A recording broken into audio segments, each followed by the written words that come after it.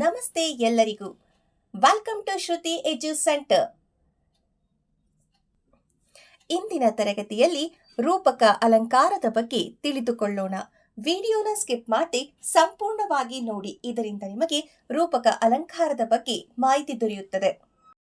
ರೂಪಕ ಅಲಂಕಾರ ಅಂತ ಹೇಳಿದ್ರೆ ಉಪಮೇಯ ಉಪಮಾನಗಳಲ್ಲಿ ಹೋಲಿಕೆಯು ಭೇದ ಇಲ್ಲದಂತೆ ವರ್ಣಿತವಾದರೆ ರೂಪಕ ಅಲಂಕಾರವಾಗುತ್ತದೆ.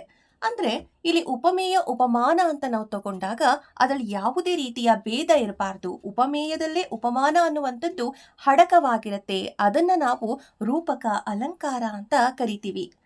ಇಲ್ಲಿ ಗಮನಿಸಿ, ಒಂದು ವಸ್ತುವನ್ನ ಮತ್ತೊಂದೆಂದು ಹೇಳುವುದು ರೂಪಕ ಎನಿಸುವುದು ಅಲ್ವಾ. ಇಲ್ಲಿ ಏನಾಗ್ತಾ ಇದೆ ಅಂತ ಹೇಳಿದ್ರೆ, ಒಂದು ವಸ್ತುವನ್ನ ಅಂತ ಹೇಳಿದ್ರೆ, ಈಗ ಒಂದು ವಸ್ತು ಇದೆ, ಈ ಒಂದು ವಸ್ತುವನ್ನ ನಾವೇನ್ ಮಾಡ್ತಾ ಇದೀವಿ ಅಂತ ಹೇಳಿದ್ರೆ ಮತ್ತೊಂದೆಂದು ಹೇಳುವುದು. ಇಲ್ಲಿ ಉಪಮೇಯ ಇದೆ, ಇಲ್ಲಿ ಉಪಮಾನ ಇದೆ ಅಂತ ನಾವಿವಾಗ ಅನ್ಕೊಳ್ಳೋಣ, ಆಯ್ತಾ.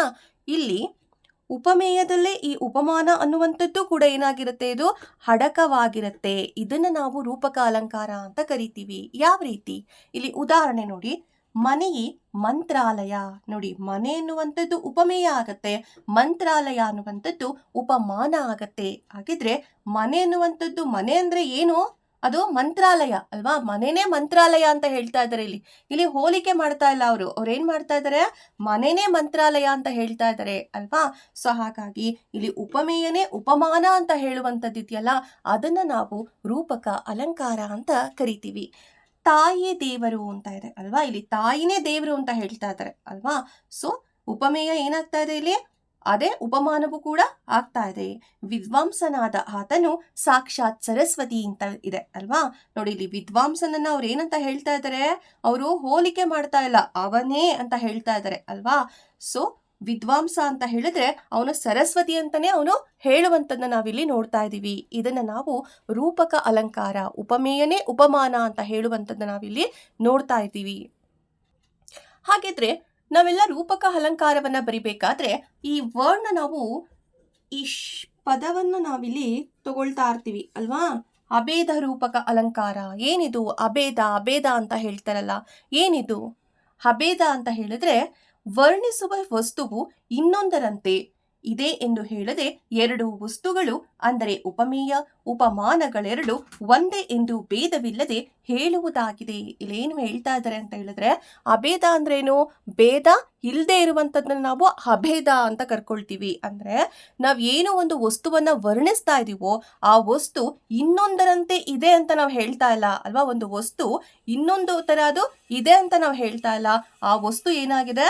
ಒಂದೇ ಅಂತ ಹೇಳ್ತಾ ಇದ್ದೀವಿ ಅಲ್ವಾ. ಉಪಮೇಯ ಉಪಮಾನಗಳೆರಡೂ ಕೂಡ ಏನಾಗಿದೆ ಇಲ್ಲಿ? ಒಂದೇ. ಅದಕ್ಕೆ ಯಾವುದೇ ರೀತಿಯ ಭೇದ ಅನ್ನುವಂಥದ್ದು ಇಲ್ಲ ಅಲ್ವಾ. ಅರ್ಥ ಆಗಿದೆ ಅಂತ ನಾನು ಭಾವಿಸ್ತೀನಿ. ಉದಾಹರಣೆ ಸಮೇತ ನೋಡೋಣ. ಈಗ ಸೀತೆಯ ಮುಖ ಕಮಲ ಅರಳಿತು. ಈ ವಾಕ್ಯವನ್ನು ನಾವು ಗಮನಿಸಿದ್ರೆ ನಾವಿದ್ರಲ್ಲಿ ಯಾವ ರೀತಿ ರೂಪಕ ಅಲಂಕಾರವನ್ನ ಬರಿಬೇಕು ಅಂತ ಹೇಳಿದ್ರೆ, ಮೊದಲನೇದಾಗಿ ಉಪಮೇಯವನ್ನ ಬರಿಬೇಕು, ಆಮೇಲೆ ಉಪಮಾನ, ಸಮಾನ ಧರ್ಮ, ಅಲಂಕಾರ, ಸಮನ್ವಯ ಅಂತ ನಾವಿಲ್ಲಿ ಬರ್ಕೋಬೇಕಾಗತ್ತೆ. ಉಪಮೇಯ ಅಂತ ಹೇಳಿದ್ರೆ ಸೀತೆಯ ಮುಖ, ಒಂದು ವಸ್ತು ಇದೆ ಅಲ್ವಾ, ಅದನ್ನ ನಾವು ಉಪಮೇಯ ಅಂತ ನಾವು ತಗೊಳ್ತಾ ಇದೀವಿ. ಸೀತೆಯ ಮುಖ ಅಂತ ಬಂತು. ಉಪಮಾನ ಅಂತ ಹೇಳಿದ್ರೆ ಇದೇ ಯಾವ್ದು ಬರುತ್ತೆ? ಕಮಲ ಬಂತು ಅಲ್ವಾ. ಕಮಲವನ್ನ ಬರೀತೀರಾ. ಸಮಾನ ಧರ್ಮವನ್ನ ಬರಿಬಹುದು. ಕೆಲವು ವಾಕ್ಯಗಳಲ್ಲಿ ಏನಾಗ್ತಾ ಇದೆ, ಕೆಲವು ವಾಕ್ಯಗಳಲ್ಲಿ ಸಮಾನ ಧರ್ಮ ಇರುತ್ತೆ, ಕೆಲವು ವಾಕ್ಯಗಳಲ್ಲಿ ನಮ್ಗೆ ಸಮಾನ ಧರ್ಮ ಸಿಗೋದಿಲ್ಲ ಅಲ್ವಾ. ಸೊ ಹಾಗಾಗಿ ನಿಮ್ಗೆ ಸಿಕ್ಕಿದ್ರೆ ಅದನ್ನ ಬರಿಬಹುದು. ಸಮಾನ ಧರ್ಮ ಅಂತ ನಾವು ತಗೊಂಡಾಗ ಇಲ್ಲಿ ನೋಡಿ, ಸೀತೆಯ ಮುಖ ಹರಳಿತು. ಯಾವ ರೀತಿ ಹರಳಿತು? ಕಮಲದಂತೆ ಹರಳಿತು ಅಲ್ವಾ. ಸೊ ಹಾಗಾಗಿ ಎರಡೂ ವಾಕ್ಯಗಳಲ್ಲಿ ಏನ್ ಬರ್ತಾ ಇದೆ? ಅರಳಿತು ಅನ್ನುವಂಥದ್ದು ಬರ್ತಾ ಇದೆ ಅಲ್ವಾ. ಹಾಗಾಗಿ ಸಮಾನ ಧರ್ಮ ಅರಳಿತು ಅಂತ ಬರಿಬೇಕಾಗತ್ತೆ. ಹಾಗಿದ್ರೆ ಇಲ್ಲಿ ಯಾವುದೇ ರೀತಿಯ ಅಂತ್ಯ ಆಗಿರ್ಬೋದು ಅಲ್ವಾ. ನಾವು ಉಪಮಾಲಂಕಾರವನ್ನ ನೋಡಿದಾಗ ನಿಮ್ಗೆ ಅಂತ್ಯ ಆಗಿರ್ಬೋದು ಅಲ್ವಾ, ಈ ತರ ಲಿಂಕಿಂಗ್ ವರ್ಡ್ಸ್ ಅಂತ ನಾನು ಹೇಳಿದೆ ಅದನ್ನ ಅಲ್ವಾ. ನೀವು ಅದನ್ನ ವೀಕ್ಷಣೆ ಮಾಡಿಲ್ಲ ಅಂತ ಹೇಳಿದ್ರೆ ನನ್ನ ಚಾನೆಲ್ನಲ್ಲಿ ಅದು ಲಭ್ಯವಿದೆ. ಅದನ್ನ ಒಂದ್ಸಲ ಹೋಗಿ ನೀವು ಭೇಟಿಯನ್ನ ಕೊಟ್ರೆ ಅದನ್ನ ನೋಡಿದ್ರೆ ನಿಮ್ಗೆ ಗೊತ್ತಾಗುತ್ತೆ, ನಿಮ್ಗೆ ಉಪಮಾಲಂಕಾರದ ಬಗ್ಗೆ ಮಾಹಿತಿ ಸಿಗುತ್ತೆ. ಈಗ ನೋಡೋಣ ಅಲಂಕಾರ.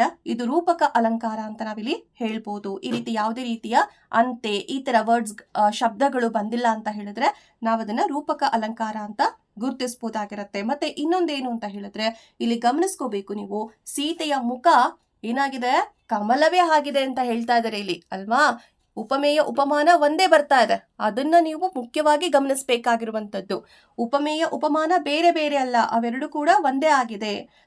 ಹೇಗೆ ಸಮನ್ವಯವನ್ನ ಬರೀತೀರಾ? ಸಮನ್ವಯ ಅಂತ ಹೇಳಿದ್ರೆ ಉಪಮೇಯವಾದಂತಹ ಸೀತೆಯ ಮುಖವನ್ನು ಉಪಮಾನವಾದಂತಹ ಕಮಲಕ್ಕೆ ನಾವೇನ್ ಮಾಡ್ತಾ ಇದೀವಿ, ಇಲ್ಲಿ ಅಭೇದವಾಗಿ ರೂಪಿಸಲಾಗಿದೆ.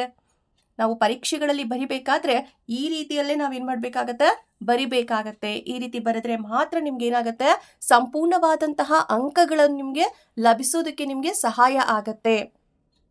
ಇಲ್ಲೇ ಇರುತ್ತೆ ಉಪಮೇಯ, ಇಲ್ಲೇ ಇರುತ್ತೆ ಉಪಮಾನ, ಅವೆರಡನ್ನು ಸೇರಿಸಿ ನೀವೇನ್ ಮಾಡ್ಬೇಕಾಗತ್ತೆ, ವಾಕ್ಯವನ್ನ ನೀವು ಈ ರೀತಿ ರಚನೆ ಮಾಡ್ಬೇಕಾಗತ್ತೆ.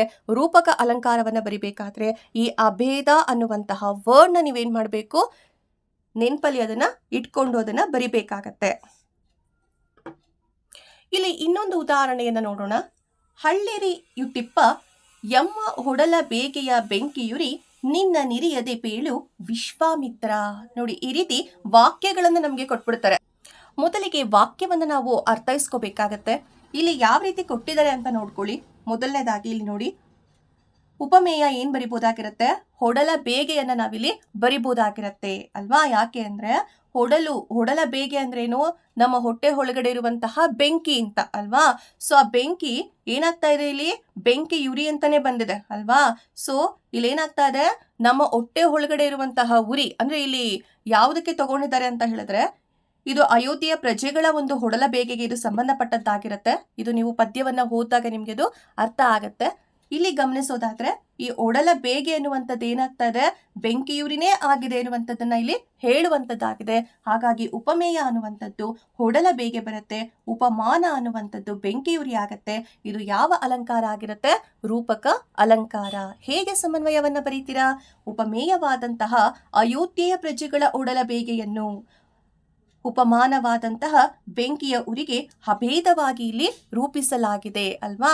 ಸೊ ಅಯೋಧ್ಯೆ ಪ್ರಜೆಗಳ ಒಂದು ಆ ಹೊಟ್ಟೆ ಹುರಿ ಇದೆಯಲ್ಲ, ಅದು ಏನಾಗ್ತಾ ಇದೆ, ಅದು ಬೆಂಕಿಯ ಹುರಿಗೆ ಅದನ್ನ ಅವರು ಹೇಳ್ತಾ ಇದ್ದಾರೆ. ಅಂದ್ರೆ ಅವರ ಒಂದು ಬೇಗೆ ಅನ್ನುವಂಥದ್ದು ಆ ಹುರಿ ಆಗಿದೆ, ಅಂದ್ರೆ ಅವೆರಡು ಕೂಡ ಒಂದೇ ಅನ್ನುವಂಥದ್ನಲ್ಲಿ ತಿಳಿಸ್ತಾ ಇದ್ದಾರೆ. ಹೀಗೆ ಉಪಮಾಲಂಕಾರವನ್ನ ನೀವು ಬರಿಬೇಕಾದ್ರೆ ಉಪಮೇಯ ಉಪಮಾನ ಎರಡು ಕೂಡ ಒಂದೇ ಇದ್ಯಾ ಅಂತ ನೀವು ನೋಡಿ ಏನ್ ಮಾಡ್ಬೇಕಾಗತ್ತೆ, ಅಲ್ಲಿ ಬರಿಬೇಕಾಗತ್ತೆ.